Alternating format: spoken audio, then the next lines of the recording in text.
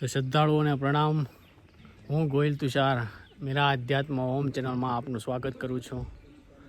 तो आपणे आई गया छे आंबला पासे अने आंबलाथी थोड़ું 3-4 किलोमीटर जेटલું अंतरे वाक्या हनुमान तरीके आवेલું છે, जे महंत श्री रघुरामदासजी बापूનું બિરાજમાન છે, અત્યારે હયાત છે અને એના આશીર્વાદથી એના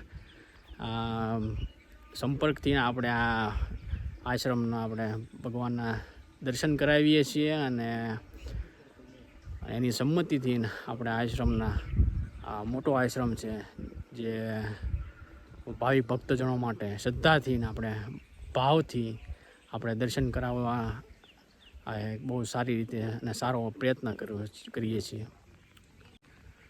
तो भगवान श्री विष्णुનું स्मरण કરીને આપણે આ વિડીયોની શરૂઆત કરીએ।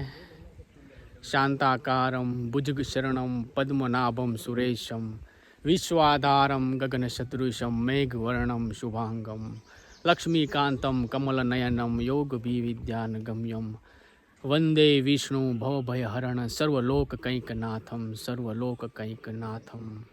तो આવી સારી શરૂઆતથી આપણે દર્શન કરાવશું આશ્રમનો, ભગવાનનો, સંતોના ચરણોનો, સંતોનો, અને આપણે જીવનને ધન્ય બનાવીશું। ओम नमो नारायण।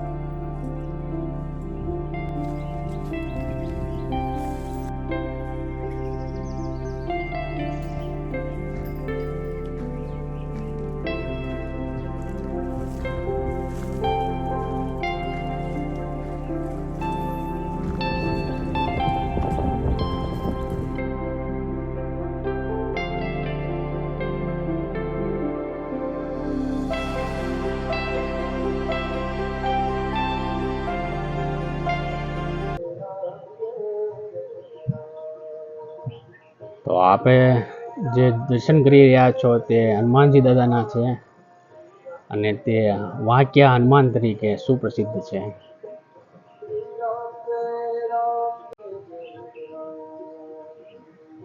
अत्यारे अहींया मंदिरनुं काम चाली रह्युं छे।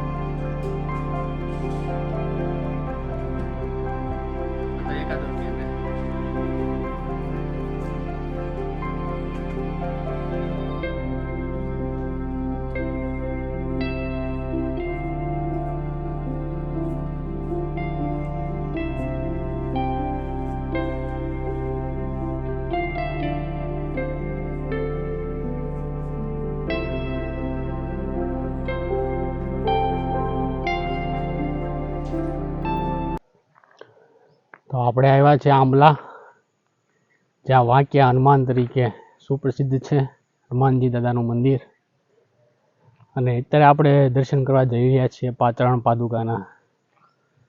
તે દર્શન કરીને આપણે ભાવપૂર્ણ થઈને આપણે ભાવુક બની જઈએ। તો આ ડુંગરા વિસ્તાર છે ને આ જંગલ વિસ્તાર કહેવાય છે। આ આશ્રમમાં રાત્રિ રોકાણ નથી, ખાલી દિવસમાં દર્શન કરીને આવી જઈ શકાય છે।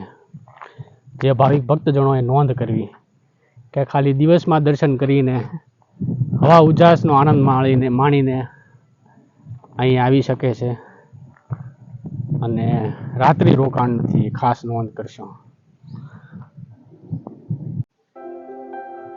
તો આ ડુંગરાળ વિસ્તાર છે અને જંગલ વિસ્તાર કહેવાય છે. આમ તો ફોરેસ્ટનો વિભાગ કહેવાય છે.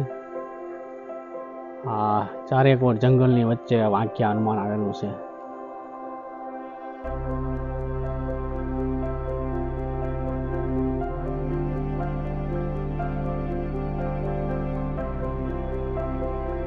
આ સ્થાન ચરણ પાદુકા માટે પ્રખ્યાત છે.